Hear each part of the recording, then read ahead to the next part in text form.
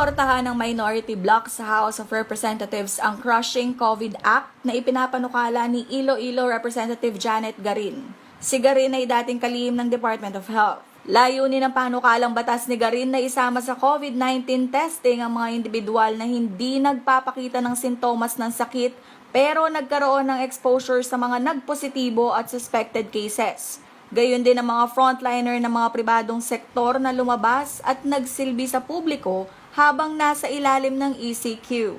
Layon din ng House Bill No. 6707 na maitatag ang COVID Testing Assistance Fund o CTAF para bigyan ng ayuda ang mga individual na bahagi ng priority at vulnerable sector na sasailalim sa COVID-19 testing.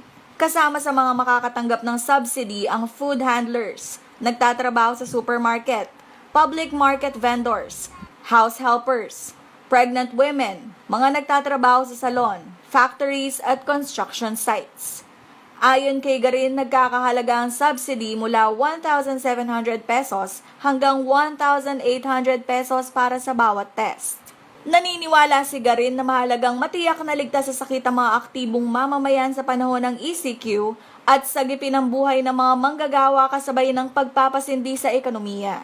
Karen Maurilio, CLTV36 News.